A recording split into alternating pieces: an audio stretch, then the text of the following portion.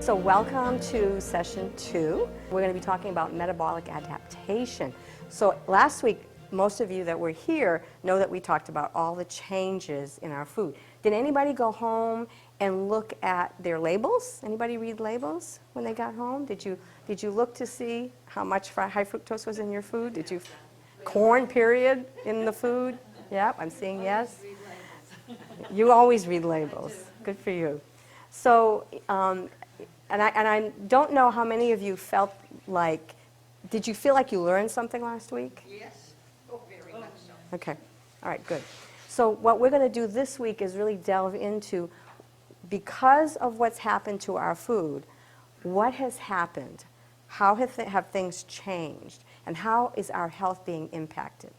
So that's what we'll be talking about. So again, we went over last week the changes that impacted our health. This week, metabolic adaptation, solving the problem next week, and then we'll be doing desire, faith, and decision in the 4th week. I put this slide here for a reason, because not only are we metabolically seeing change, but we're also seeing change not only in the hospital, but if you purchase a car now, they now have supersized holders for your supersized drinks, right? So they've had to change things. You know, airplanes had to change things, airports changed things. Hospitals have had to change things. We now have these very large chairs. We're not buying any small chairs anymore. We're buying big chairs. If we have someone come in that is 400 pounds, we now have to move a special bed into the room, and that takes up the whole room, and it becomes a private room. And we've also had to look at Hoyer lifts will lift patients up off in the chair to the bed, because when they're heavy, it's tough for us because we can hurt our backs, it can injure our backs. So their Hoyer lifts can only carry people up to 350 pounds. So if we have a 400-pound patient, we can't use the Hoyer lift. So you see that there's been some adaptation that we've had to make in order to accommodate the excess weight that a lot of people have gained. And truly, I said this last week, for a lot of people, it is not their fault. And you're going to hear tonight what happens to them metabolically and what happens to them really in the mind or in the brain, and how they begin to have these addictive qualities where they need these foods in order to function daily, and they crave them. So you'll get to see that on video tonight. I wanted to start with a human cell, and the reason I wanted to start this way is because I wanted you all to get the idea of how complex the human body is. Now, this is one cell. We're composed of trillions and trillions of cells. The whole body is made up of cells, right? So you look at this, the basic building block of all living things is a cell. But look at this one cell and what's in there. This is where the DNA is. The DNA is your genetic transcript, right? Whether you're going to have blue eyes or whether you're going to be tall or short, all of that is in there, right? What you've inherited from your family. But outside of all of that blueprint is all this information in the cell. And do you know what all this information is geared for? It's for us to take in nutrients, to use the nutrients so that the body can function efficiently, right? So when you're eating protein and carbohydrates and fats, this cell does the work of taking in those nutrients and using them up so that we can use them, okay?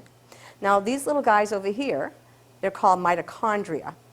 The mitochondria, these little, you can see one's half open here and this one's fully open, is where energy is produced. I want you to remember this, okay? This is where energy is produced in the cell. The more of these little guys that you have, we have 2 here, there's a couple down below, the more of these that you have, the more energy you will produce. The less of these that you have, the less energy you're going to have, all right? So if you are not an active person and you're a couch potato, then you will have very few of these little mitochondria, because those are your energy factories. And exercise helps you build more of those mitochondria. If you don't have exercise, you don't have energy. Okay, this is really complex. So within that mitochondria that I just showed you is what we call the Krebs cycle. The Krebs cycle is where energy is produced. So all these ingredients, citrate, isocitrate, AKG, All of these ingredients around here are what kick the energy cycle in so we can produce ATP for energy. These come from nutrients. It comes from our food, eating the right food. Do you see anywhere in this Krebs cycle caffeine? Okay. I'm making that point because I want you to understand that we don't get energy from caffeine. But we all have been told that that's where we get energy. It's being sold that way, right? 5-hour energy drink. I want you to understand that is not where we get energy, and I'll talk more about that. Homeostasis. Anyone ever hear of that word before? Are you familiar with that? Okay, so a couple of people are familiar with the word homeostasis. That's our internal balance, the way the body keeps things in check. So if we're eating too much of one thing, the body takes the nutrients from somewhere else to try to maintain that balance, called homeostasis. So think of the American diet and think of us eating a lot of sugar and white flour and all that junk and how it throws this balance off. The scale is totally off. And when that happens over a short period of time, the body can handle that. It can take care of it. But when this happens for 30 years, 20, 30 years, and we're continuing to eat this way, what happens is that the body gets overwhelmed and the balance gets kind of shifted. And so the body has to take nutrients from somewhere else in order to keep balance there. And it will often take it from other organs like the bones. And so we end up with a lot of bone issues. So we see people, you know, and my dad, when he was alive, he used to say to me, you know, Ann, I go to like CVS and all these places, and all these young people are in these buggies. You know, they have all the joint aching and joint pain. He said, when we were young, we didn't see that. You know, what is going on? You know, and so we'll talk about more of that in a few minutes. We've got all these systems, right, in the body. We've got the nervous system and, you know, the brain, the nerves. The nerves are all over our body. We've got the circulatory system, the digestive system, the metabolic, immune system, respiratory. We also have the musculoskeletal system. So we've got all these systems in the body. And in medicine, we put things in compartments, right? We say, if you have something going on with your respiratory system, you're going to go see a specialist that takes care of lung problems, right? If you have immune issues, you're going to go see an immunologist. If you have diabetic problems, you're going to go see an endocrinologist. So we sort of compartmentalize everything in medicine. So here's my point. The stomach, the GI tract, and everything else is kind of connected. The liver is connected to what we take in. Everything, the heart, the respiratory system, the brain, everything in the body is connected.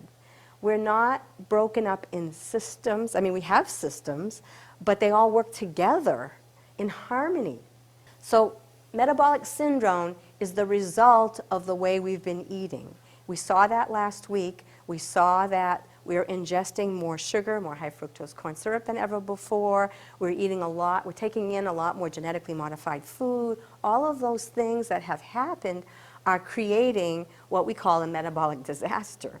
And what happens is this metabolic syndrome is on the rise. You know, I work at the hospital, and patients come in. They're 40, 50, and 60 years old. I can't even tell you how many of those patients have metabolic syndrome already. It is amazing to me.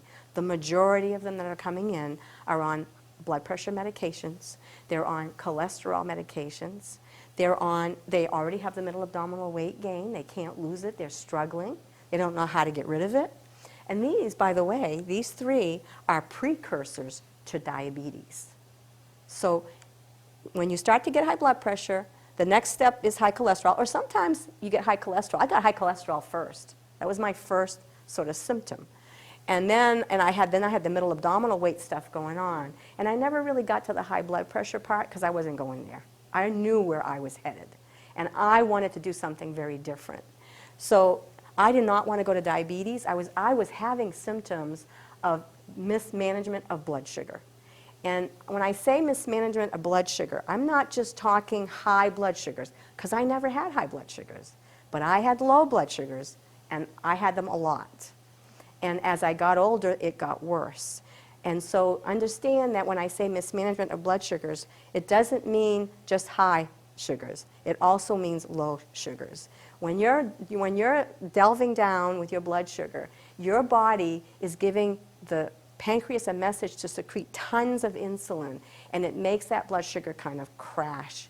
And you feel awful. If any of you have ever had that, you get sweaty, you can't concentrate, you get shaky, you can't think. Some people get migraines with it. So all of that impacts our health. And it was totally around what I was putting in my body, not knowing. Again, it's not your fault if you don't know, right? So once you get diabetes, this gets scary. Because once you have diabetes, it leads to poor healing, poor immunity, increased risk for all other diseases. You end up with visual problems, kidney problems, poor circulation, amputations, and premature death. You age more rapidly than the average person does with diabetes, okay? So let's talk a little bit about carbohydrate metabolism. I just kind of want you to understand what happens. Remember that when you ingest the amount of carbohydrates that we've all been ingesting, like I showed you on the food pyramid last week, that what happens is that I want you to think about this. Your cell is supposed to use first carbohydrates for energy. That's the very first source of energy because it's easy and quick to use for us to sort of use that energy up. And generally speaking, once that energy is used up, or that carbohydrate is used up, then the body will go to fat.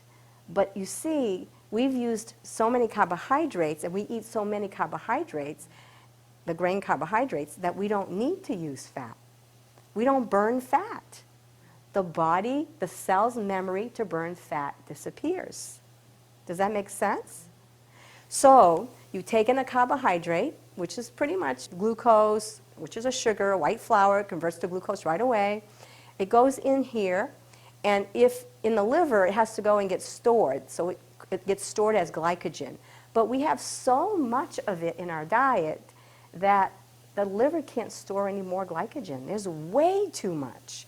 So instead of storing, it goes directly to being used as energy.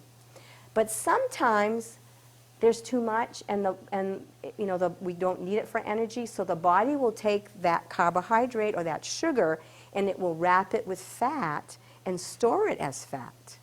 It will store it as triglycerides or fat in the arteries, and it will store it in our abdomen and other places, the thighs and butt or wherever. And so we end up, gaining more weight. And we don't make the connection that carbohydrates and sugar are part of the issue. Because what have we been taught? It's fat, right? We were told it was the fat, so avoid red meat. I'll tell you, when I changed my diet 11 years ago, my cardiologist had said, totally give up red meat, because my cholesterol was 226. And I had worked really hard to get it, because it was 230 something, and I had got it down to 226. And I said, I've been really working hard at getting this down, and I don't understand why it's not coming down. Have you ever said that? And so he said, well, give up the red meat. And I said, okay. I gave up the red meat totally, no change. I go back a year later, 226. Absolutely no change. About 11 years ago when I did change my diet, and I went to eating, and I started reading my labels and getting rid of all the sugar and white flour and all the dietary changes I made, I went back for my cholesterol, it was 156. So we have to make the connection that white flour, sugar, those play a role in raising our cholesterol.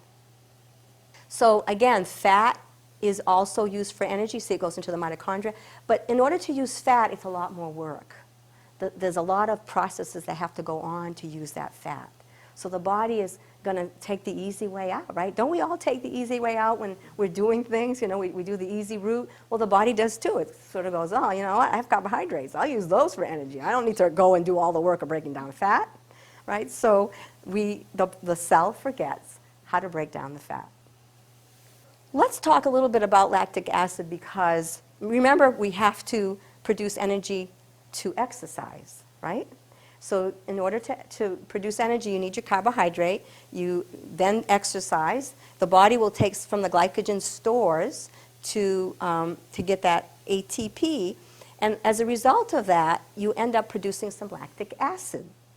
And when you produce lactic acid, it's been said that lactic acid will go into the system and muscles, and you'll have muscle aching the next day. 24, 48 hours later, you're achy, and that it can be the accumulation of lactic acid. Okay? So there are some things you can do to help with that. And one of the things that you can do is B6. So your B6 tends to help with that. And the other thing is AKG. Let me go back a little bit. So right over here, do you remember this right here, AKG? It's a rate-limiting compound. We only produce so much of it.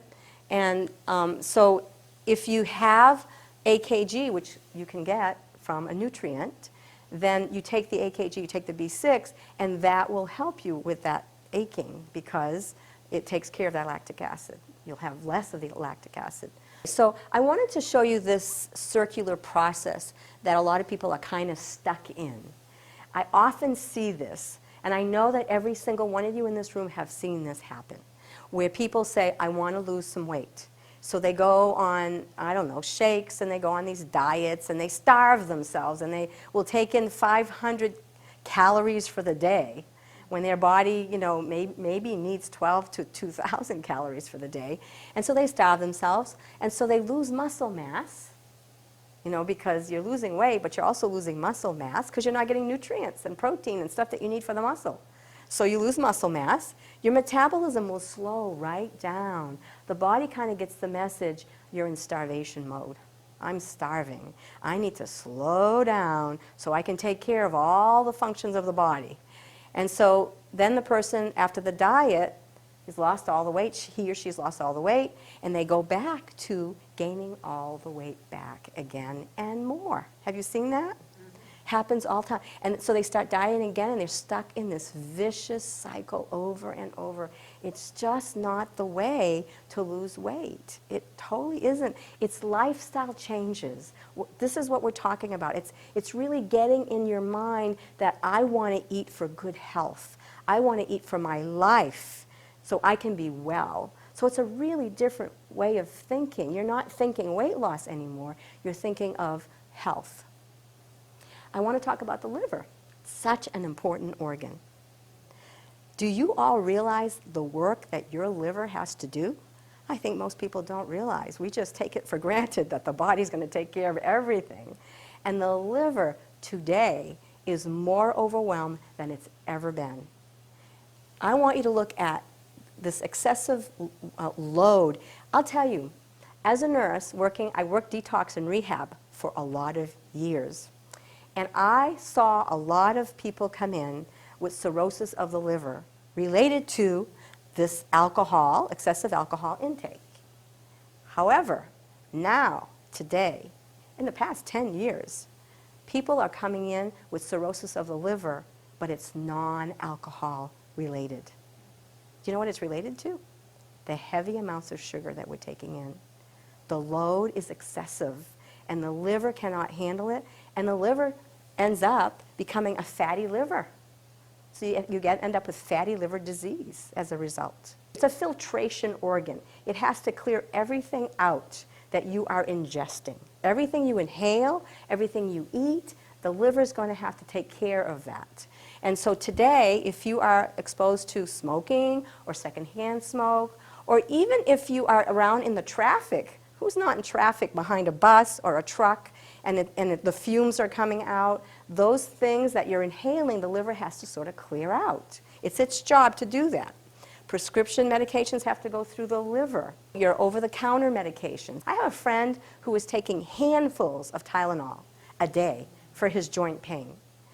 You have to understand that's not a good thing to do, because Tylenol is very harmful to the liver over time. That's one of the side effects, is that you end up with liver damage and liver disease. So we have to be careful with drugs because there's all kinds of side effects, and taking a lot of them is never beneficial to us. Infection and illness, again, the liver has to filter out all of that? Stress. So let's talk about stress. Now, I'm talking about everything that stresses the liver out. And now we're dealing with stress, external stress.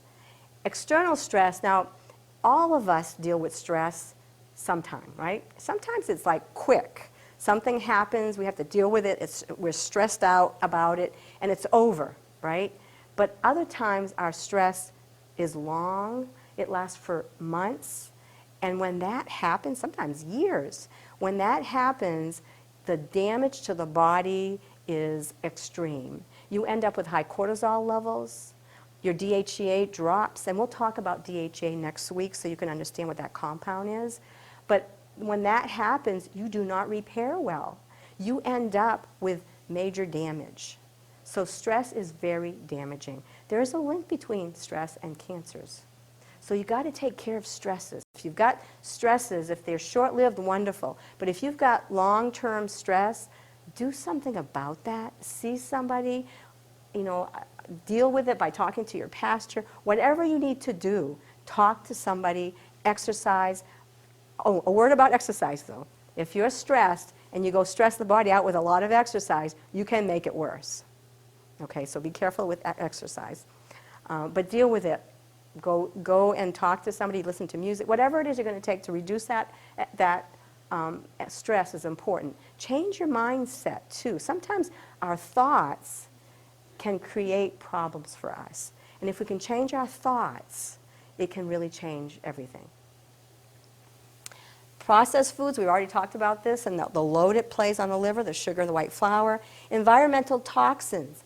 You heard Robin talk last week, Robin O'Brien, about genetically modified foods. This week I saw in the paper where there was a woman who had some testing done, and they found some pesticide and some metals in her blood, and she was like blown away because she's been trying to be very careful not to eat a lot of those things because she's become more aware of it, but she's still getting it somewhere. Is it in the food? Is it in the containers that the food is in? Who knows? But our liver has to process that. And then we have soil depletion, so we're missing detox minerals. We have food intolerances, we have poor nutritional habits, and we take in coffee. Maybe this is a good time to talk about coffee. Coffee is a very heavily sprayed bean. And most people don't think about that. So when you're drinking a cup of coffee 10 times a day, are you getting a lot of pesticides and sprays in your body? Absolutely. All right. Not only that, but you are stressing your system out. You've got a liver that's stressed out. You've already living a stressful life, and you're taking in all this coffee that's supposed to give you energy, and instead you're putting into your system something that's creating stress. Let me explain how coffee works. If you were to go outside and you were to cross the street and a car was coming toward you, what would happen is you would have this fight or flight mechanism that takes place, right? You're either going to get out of the way or you kind of get in the fright mode and you paralyze and you stay there, right? And so when that happens, the little adrenals that sit on your kidneys, they have to secrete epinephrine, norepinephrine, those kind of wake you up kinds of things to get that energy to take care of the situation, all right? Now, that's once. Not a bad thing, the body takes care of it. Now, the same thing happens with coffee. Would you want to have that experience with almost being hit by a car 10 times a day? Would that be stressful? Yes. So when you have caffeine 10 times a day, that's exactly what you do. You stress your adrenals out because your adrenals have to secrete that epinephrine, norepinephrine to give you that wake-up feeling. Now, 1 cup of coffee a day is not a problem. But if you're drinking 6 to 8 to 9 cups a day, it will be a problem for you over time. If it's not now, it will be. There are patients that come into the hospital. When I started working in the detox unit, we did not allow patients to have caffeinated beverages because understand that alcoholics tend to overdo in all areas of their life. So if they're going to have coffee, they're going to have 10 a day. And what coffee does is it creates anxiety in them. And they would not only have coffee, but they would have 10 packs of sugar in the coffee. that they were having 10 times a day. So we, sort of said, okay, this is not letting them sleep at night either, because all that caffeine revs you up, so you can't sleep. So we stopped allowing them to have coffee. Today, because of patient rights, we have to let them have coffee. All right, so we have patients coming in, psychiatry, who are anxious. They're coming in with anxiety. They're already drinking 10 cups a day. Probably their anxiety is related to all the coffee that they're drinking. If it's not coffee, it's soda, right? Now think of soda, caffeine and sugar. Talk about a load on the system. And they may be even adding chocolate. And not dark chocolate, but chocolate with sugar and all of that. So you've got caffeine and more sugar on top of it. Can you see the load that they're putting into their system? So they come in. We don't clean that out. No, we don't do that. We give them a medication to deal with the anxiety. So we're going to give them an anti-anxiety. Now they can't sleep at night, so we're going to give them Ambien for sleep.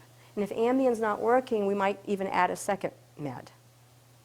That's craziness. It's absolute craziness. I'm in the hospital. I see it happen. There's nothing I can do about that. It's the way the system is. And we have to get informed, and we have to say no, and we have to start making decisions that are more healthful for the body. So, again, if you're going to drink 1 cup, not a problem. And I want a word of caution. If anybody in here is drinking coffee with every meal, don't leave here and say, I'm giving up coffee, because you will have major withdrawal symptoms. And I do not want anybody leaving here and having major headaches and nausea and shaking and all of that. I mean, my dad clearly said that to me. He said, I don't drink that much coffee. And my dad had arrhythmias. And you have to understand that caffeine triggers arrhythmias.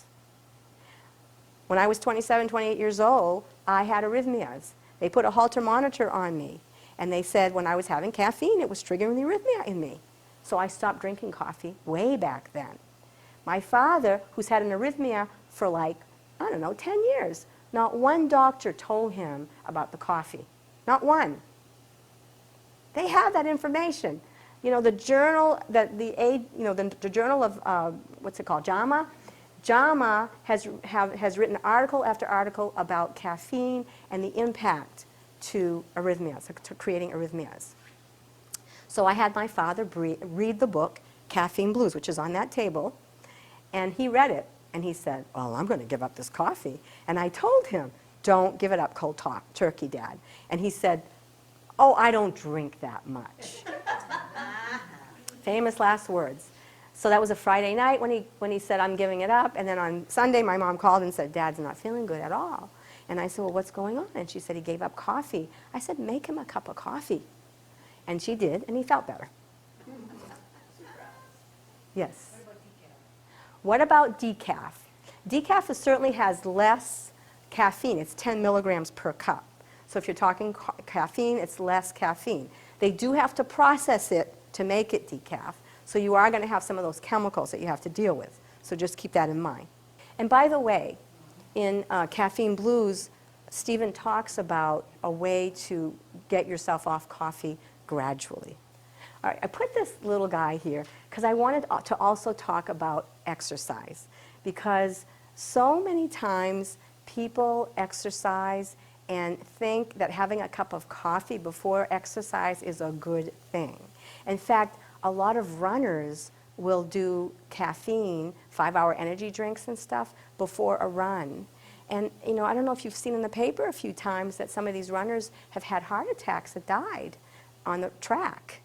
And often, they say, well, this a young person eating well and exercising all the time, why would he have a heart attack and die?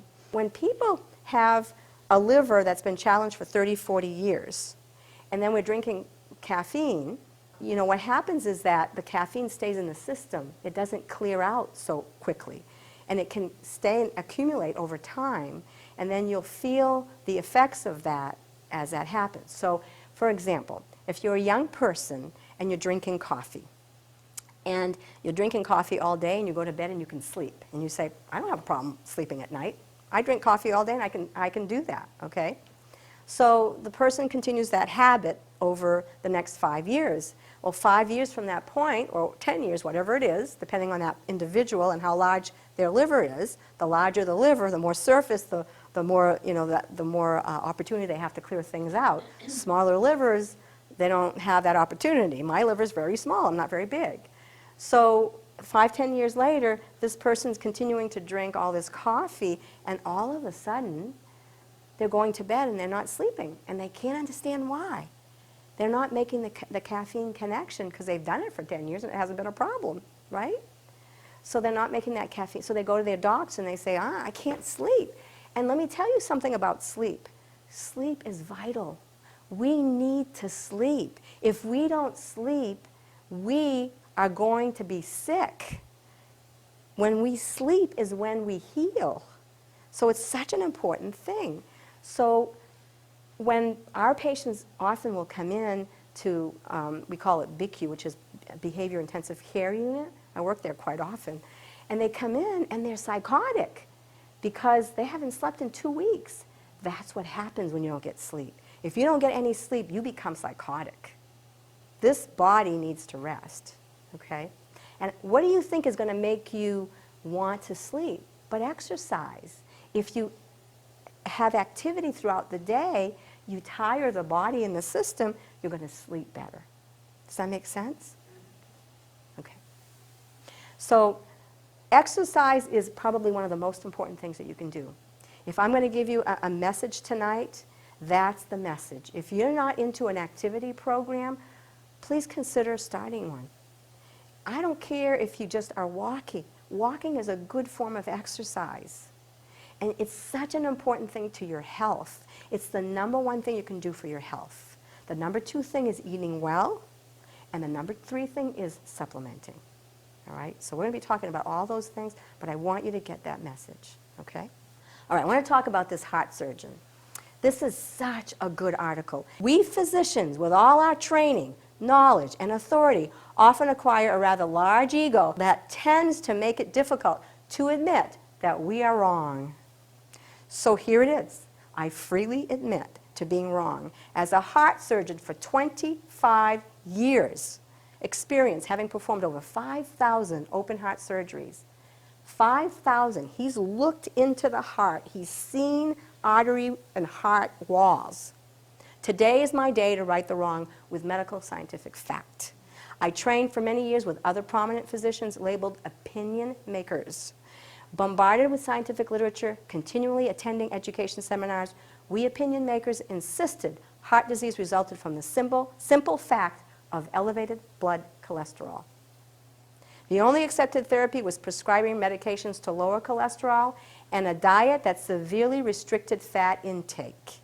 The latter, of course, we insisted would lower cholesterol and heart disease. Deviations from these recommendations were considered heresy and could possibly result in malpractice. It's not working. These recommendations are no longer scientifically or morally defensible. The discovery a few years ago that inflammation in the artery wall is the real cause of heart disease is slowly leading to a paradigm shift in how heart disease and other chronic ailments will be treated. So, inflammation. Let's talk about inflammation. We all know what inflammation is because we've all experienced it. You fall down and you scrape a knee, and that knee gets hot, it gets red, it gets swollen. That's acute inflammation. You break a bone, that's acute inflammation. You have surgery, that's acute inflammation. The body sends its warriors to that site to heal it. It's what the body does to heal that injury. It's a normal reaction. That's a good thing. Okay, it's a good thing. So chronic exposed is different. What that is injury by toxins or foods that the body was never designed to process, a condition called chronic inflammation. Chronic inflammation is as harmful as acute inflammation is beneficial. So we're talking cellular inflammation. The whole body gets affected. And most of us don't even know it's happening because it sort of happens slowly over time. So we're not aware of it. we sort of grow into it, right? So we don't feel it. We sort of say, oh, I'm getting older.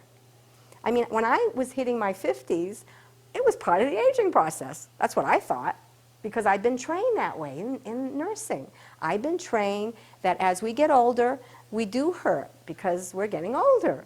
We do have joint pain. We do have other issues that happen. We do have, you know, headaches, all those things, female issues. All of that I thought was related to aging. And it's not true. Because my mom, as I sat and talked with her at 50, didn't have any of those symptoms. But she also came from a farm.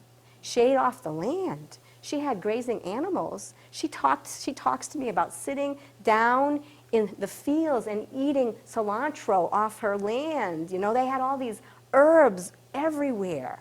They ate so differently, and they worked all day. They got up in the morning. They were milking the cows at 4:30, 5 o'clock. Their milk was very different than what it is today. I mean, all of that was different.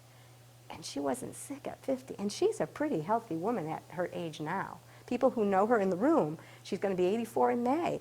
She'll get up in the morning at 6, and she will work all day till sometimes 10 o'clock. Now, granted, I have put her on some supplements to help her with that. But nonetheless, she's doing really, really well, okay? Compared to our 50-year-old, the average 50-year-old is on, or it's a 60-year-old. The average 60-year-old is on 6 prescription meds. 6 what? Prescription medications, all right? So that's what we're dealing with today. When this happens, when this injury inflammation in our blood vessels from that low-fat diet that was recommended and we had all that sugar, that damaged our blood vessels. That damaged our blood vessels. What's the biggest culprit of chronic inflammation?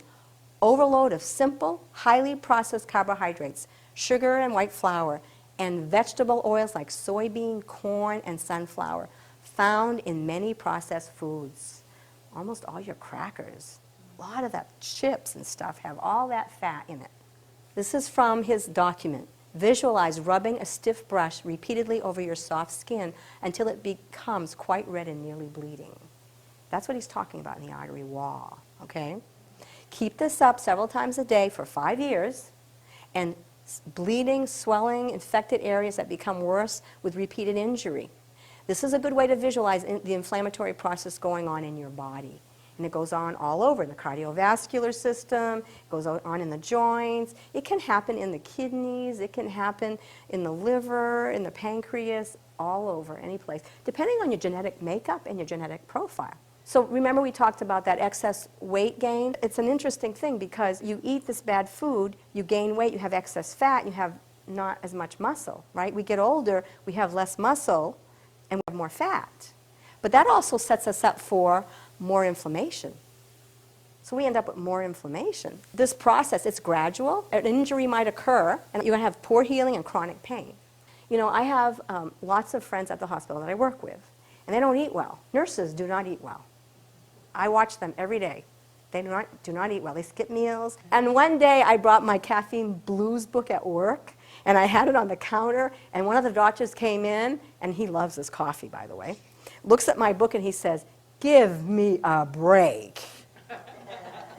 And I didn't say anything. I thought, you know, you can't talk to closed-minded people. It's not worth my energy or time, you know, so I didn't, you know, but, so the nurses eat bad. So one of the nurses, I'll just give you a sort of a day's worth of the way she ate when I worked with her that day. She had her donut for breakfast that the doctor brought in. Mid-morning, she had some more donut holes. Lunchtime, she said, you know, the ice cream place is down the road. I'm going to take my break. I'm going to go down and get ice cream. She comes back with her ice cream and eats ice cream for lunch. It happened to be the hospital was bringing like cookies all over on every unit. So it was a big platter of cookies, so she snacked on cookies later. It's like 5 o'clock. We still have till 7. We work 12-hour shifts. And she's saying to me, I'm so tired. And I thought, oh my God, I'd be tired too, because, you know, she's feeding her body all this sugar all day long, all right? So another one of my nurse friends, I was working with her one day, and the fire alarm goes off. And she goes to take the fire hydrant out, And as she takes the fire thing out of the fire, well, the spray, whatever you call that, the extinguisher, there we go, the fire extinguisher out. And as she does, she turns and she hurts her knee. Now, I want to tell you her history a little bit. She had a gastric bypass to lose weight, so she's lost weight. Now, she hasn't changed the way she's eating. She only is eating less of it, right? Less of it. So she's still getting the same food. So do you think her inflammation is up? Absolutely. Okay, her inflammation is up. So now she injures her knee, should heal in 3 days, maybe 2 weeks max.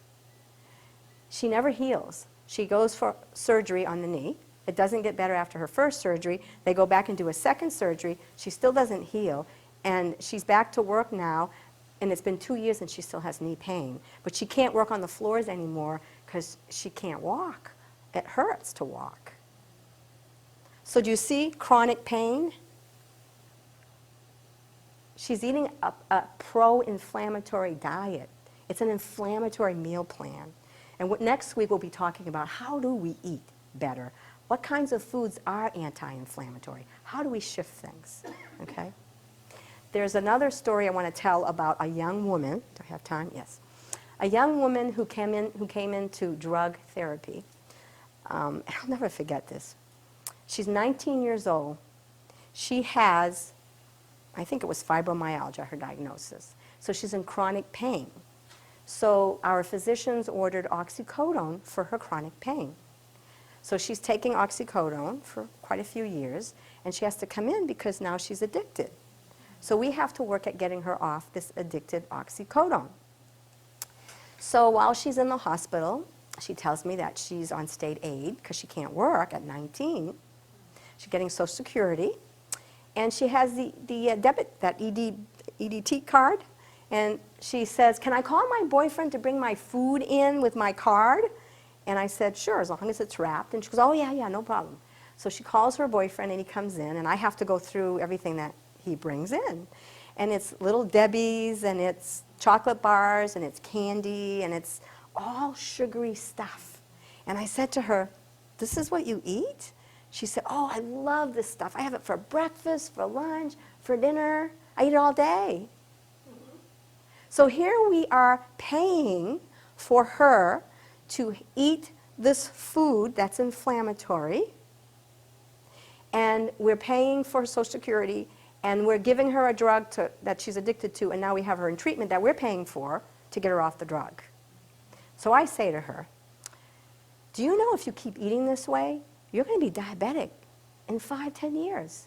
You don't want to do this. And she says, that's a lot of crap. She said other words, but I won't say them here. She said, I don't believe that. My doctor would have told me if that was the case. He's never said that to me, ever. And I said, I'm telling you, you will end up being a diabetic, eating this way. And you know who's going to pay for her diabetes? We are.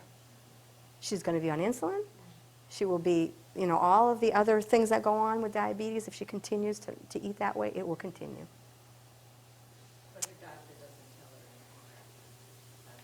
her anymore. No, you know, and I really don't blame the doctors, because totally doctors do not get trained in nutrition.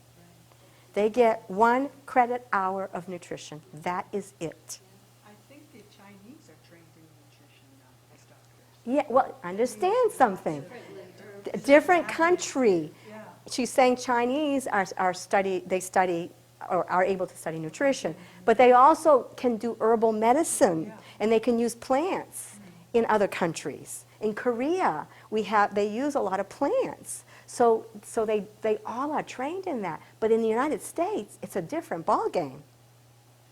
So here's the spiral. The injury or fat intake initiates the inflammation. So you get injured, you get inflamed, or you get excess fat, you get inflamed. The inflammation causes these negative effects. It blocks insulin. So you get an elevated blood sugar. It clogs the arteries. You end up with a release of free radicals. Let me just tell you what free radicals are. You all get free radicals every single day. We're exposed to that. When you inhale the fumes, the pesticides, when you're under stress, That's free radicals. Those are unpaired electrons that create cellular damage. Okay? And all of us are exposed to that every single day, some more than others. And the thing that sort of stops free radical damage is a diet high in antioxidants. So we will be talking about that next week. You end up with loss of muscle mass, feelings of hunger when you don't feel hungry. You just want to eat, right? You're not really hungry, but I got to eat something. It creates more fat. You exercise, but you can't lose weight. And you try to exercise, and you're tired, and you hurt. And you kind of go, I really don't feel like exercising, right? So the fat starts the inflammatory process again, and this is a vicious cycle. So we're going to transition at this point to watching a 60-minute clip titled, Is Sugar Toxic? I think you'll enjoy this. Now CNN's Sanjay Gupta on assignment for 60 Minutes. The chances are good that sugar is a bigger part of your daily diet than you may realize, which is why our story tonight is so important. New research coming out of some of America's most respected institutions is starting to find that sugar, the way many people are eating it today, is a toxin and could be a driving force behind some of this country's leading killers, including heart disease.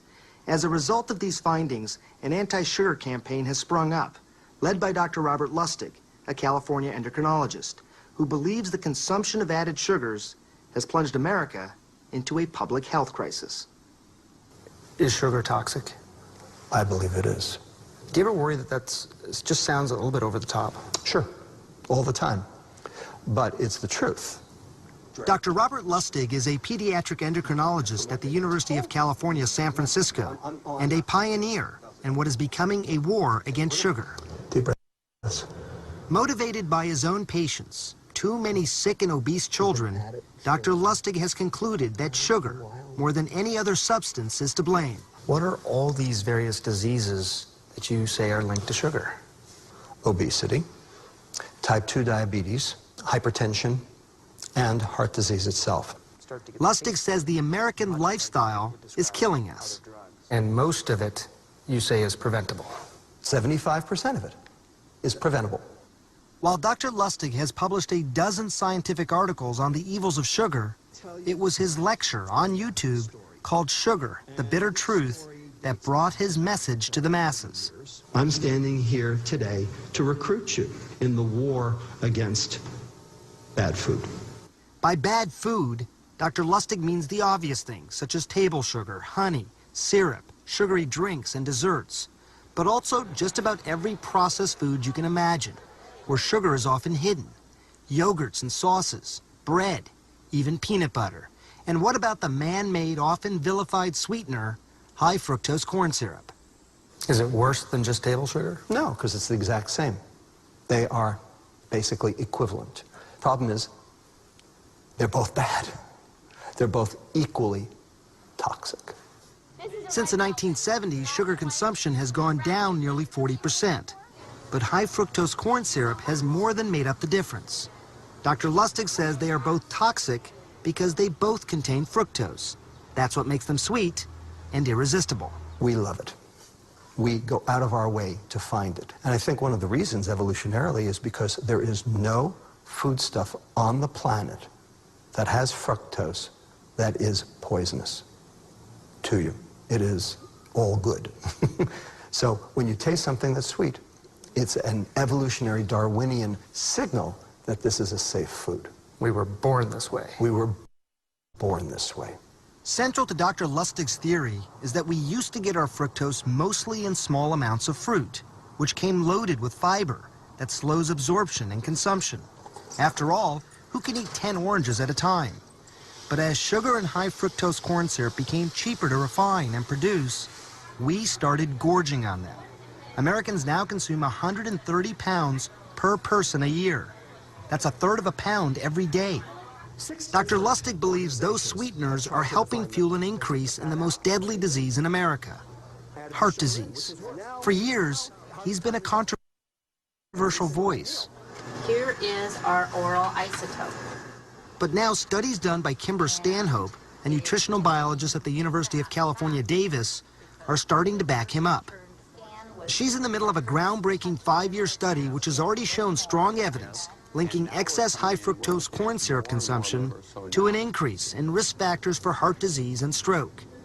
That suggests calories from added sugars are different than calories from other foods. The mantra that you hear from most nutritionists is that a calorie is a calorie is a calorie. And I think the results of the study showed clearly that is not true. Stanhope's conclusions weren't easy to come by. Nutrition studies are expensive and difficult. Stanhope has paid groups of research subjects to live in this hospital wing for weeks at a time, under a sort of 24-hour lockdown. They undergo scans and blood tests. Every calorie they ingest meticulously weighed and prepared. They're never out of our sight.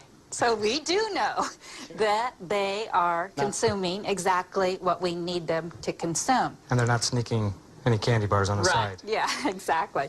For the first few days, participants eat a diet low in added sugars, so baseline blood levels can be measured. So remember, you guys have to finish all your Kool-Aid. Then 25% of their calories are replaced with sweetened drinks. And Stanhope's team starts drawing blood every 30 minutes around the clock. And those blood samples, they revealed something disturbing. And what are you starting to see? We found that the subjects who consumed high fructose corn syrup had increased blood levels of LDL cholesterol and other risk factors for cardiovascular disease. How quickly did these changes occur? Within 2 weeks. Kimber Stanhope's study suggests that when a person consumes too much sweet stuff, the liver gets overloaded with fructose and converts some of it into fat. Some of that fat ends up in the bloodstream and helps generate a dangerous kind of cholesterol called small dense LDL.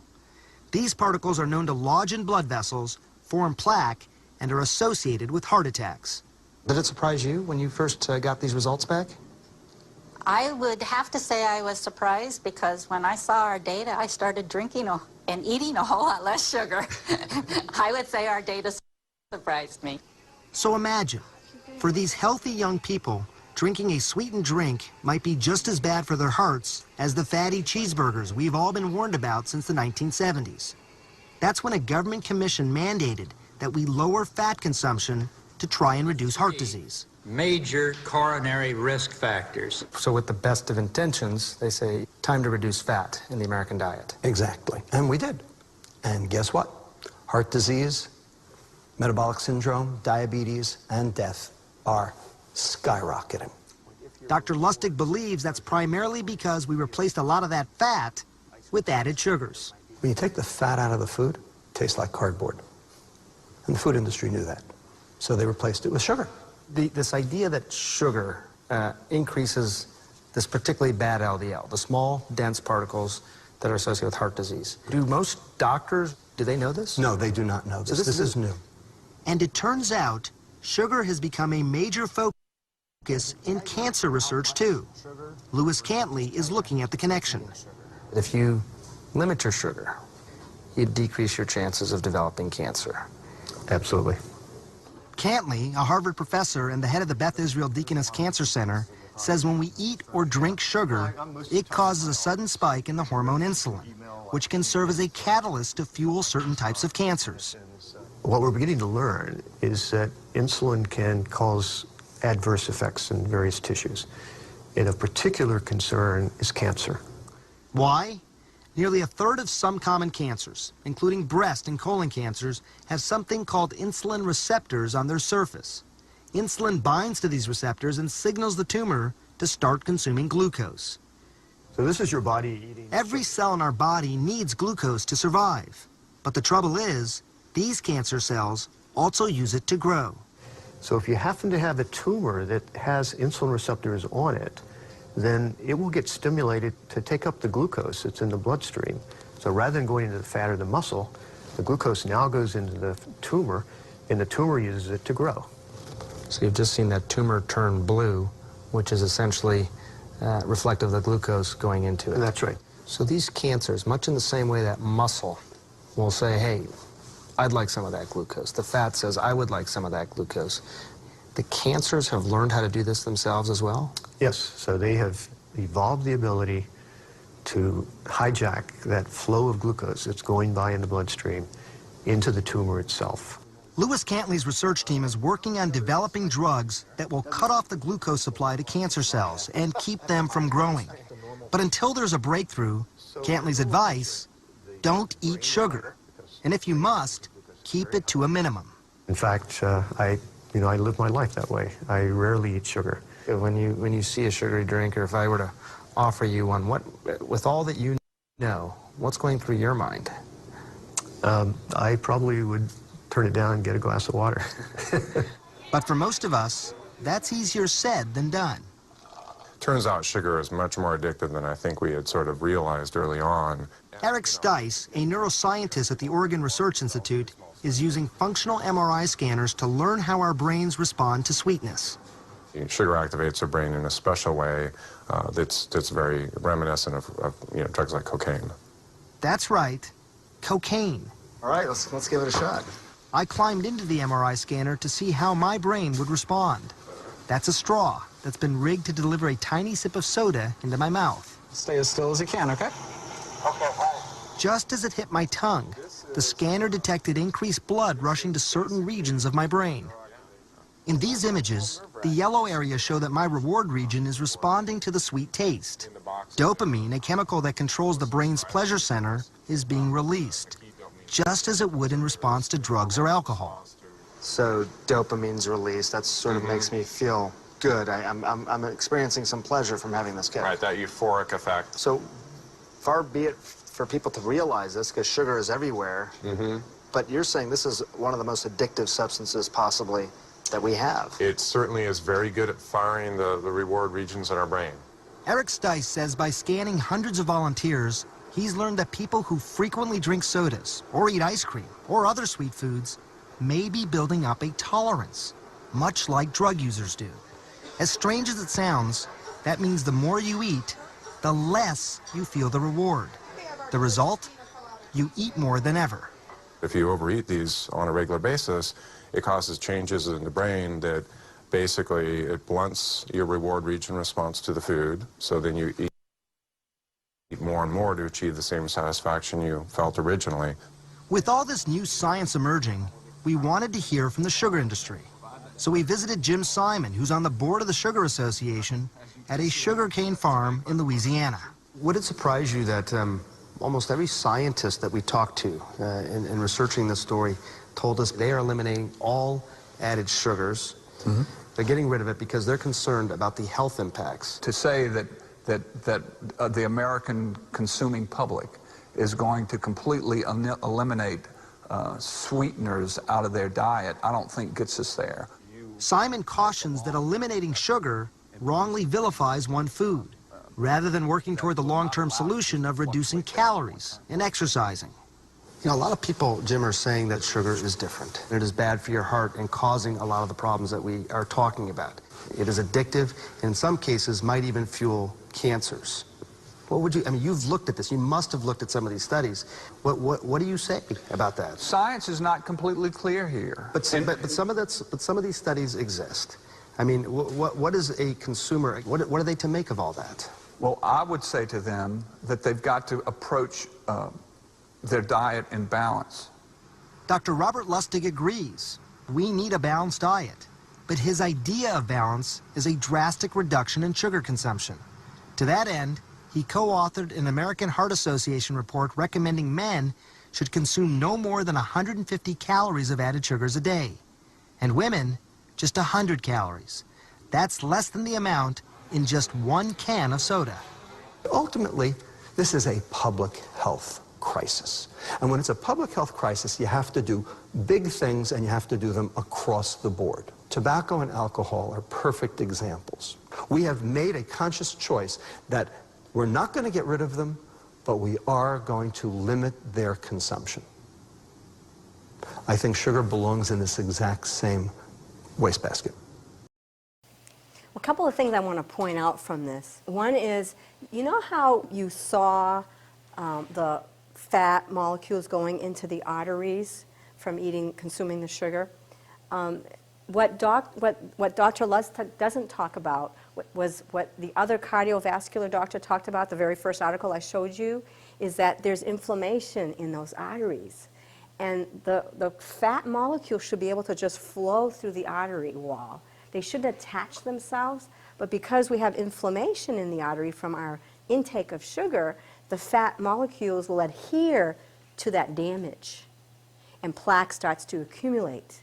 So that's why we're saying it's not the cholesterol that's the issue, but more the inflammation that's the issue. Does that make sense? I mean, I go to the hospital and I talk inflammation to any of my docs at the hospital. They think I have they're looking at me like, you are weird. Because they don't buy into any of this. And they're not going to buy into a nurse. I mean, I've worked there for a long time. I've been there for 30 years. What do I know, right? You know, one doctor I was talking to said, you know, I don't deal with any of that stuff. I want evidence-based research. And I wanted to say to him, but he didn't give me a chance. He walked off. But I wanted to say to him, you know, Doc, I've been to you, all of you for 25 years. And I've followed for 25 years your evidence-based research, all of it, to the T. Exercising, doing everything you said I should do. And I got worse. It was when I bought into this and I changed things myself and I did things differently that everything changed. My life has changed. My health has changed. That's evidence to me. That's evidence. We all have a DNA blueprint. And it used to be believed that you were born, and once you were born, you have this blueprint, and it stays that way. It doesn't change, right? You've got this blueprint forever. But we now are seeing new research coming out that this epigenetic piece is about environmental exposures, that when we're exposed to all these sugars and toxins and pesticides, it changes and alters our DNA. And so moms who are pregnant and eating bad, their cells will be, their little embryo, their cells will be changed, and that baby that's born, if they eat a certain way and are exposed to certain things, theirs will change, and if they grow up and they have kids, theirs will be changed, and so we're going to pass this all down. And I think that's why we're seeing the number of children sicker faster, younger, because the moms were exposed to their moms, and now they're having kids, and those kids are getting some of these symptoms. Does that make sense? So that's that epigenetic piece that we didn't know existed, that now we are making that connection about. And I don't know if I told you in this group about the amount of toxins found in the umbilical cord of moms. Did I talk about that here? My daughter was pregnant 2 years ago, and I have another daughter that's pregnant now. And when they've been to their physicians have said, no cold cuts. Try to stay away from as much of the chemical processed foods as possible.